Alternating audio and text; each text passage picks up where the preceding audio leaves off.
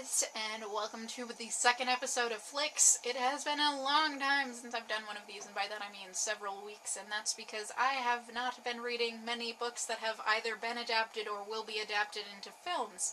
I did forever ago request the audiobook of Room by Emma Donoghue, and have been waiting in the queue for that one. I finally got it, and that meant that I listened to it and could watch the film, and now I'm here to review both of them and the pros and cons of them for you now.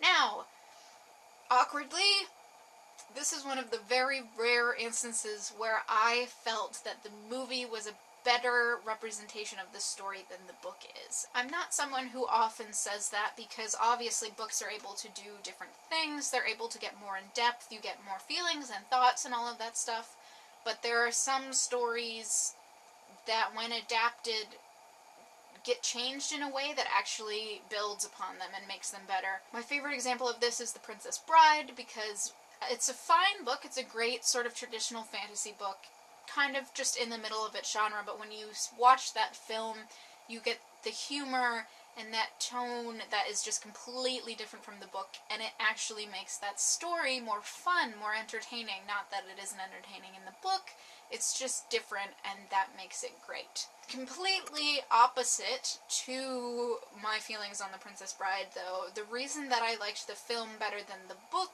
is probably personal taste. It has nothing to do with, like, the fact that the movie did anything spectacular, changed things up a lot. It just happened to be that I preferred to take in the story in the film version versus the book version. Now, again, I listened to the audiobook, so maybe part of the reason that I had such a hard time with this is sort of two things combined together. The first thing was that I am really picky when it comes to books written by children, especially young children, as this one is.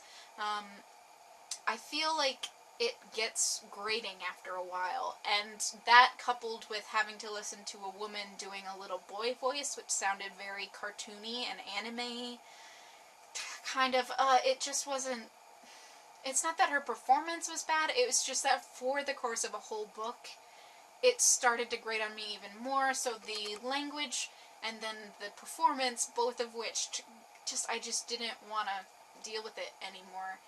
On top of that, I kind of felt like I was spoiled for this book.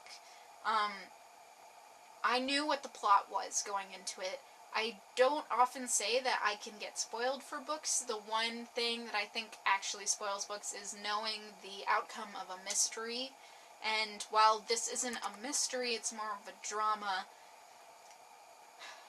there are mystery elements. There are things that you see through this child's eyes that you understand as an adult that he does not understand being a kid. You sort of pull all of the pieces together to understand the situation that he's in, and I already knew all of that before I went into the book, and because of that, I didn't have that aspect of trying to figure out what was going on through this childlike perspective. I was just hearing this sort of narrative from a child's point of view, and I was getting frustrated, as I said. So that's why I had problems with the books. I know that lots of people love it, and I think, honestly, if I had read it as a physical book instead of listening to it as an audiobook, this might have been a different story, but I'm not sure, because again, for the length of a whole book, I'm not sure I could even do it in that case. That being said, the movie was phenomenal. The kid actor in this was so great, and I think he got nominated for an award for his performance, and I completely understand it. He does such a good job of showing these emotions of understanding and not understanding and wanting to be more adult that everybody sort of relates to, and I honestly cried during this film, and I do cry easier at films than I do at books. Anytime something sad is happening in a film, I cry. I think I'm like an empathetic crier. I'm not sure. If somebody else looks like they're tearing up, or even just saying a really sad story, I can't. Waterworks. Just, but yeah, that happened. And this is a sad story, so, I mean, not ultimately, but it is a sad story. And a little bit scary. I think the sound design in this was also one of the best things. There are moments when he's being overstimulated, and they actually, like, overexpose the film, sort of blurred a little bit, and the sound gets drawn out in, like, waves. You hear a heartbeat. I think they did a really good job of representing how weird it would be to have your world expand infinitely in literally just a second.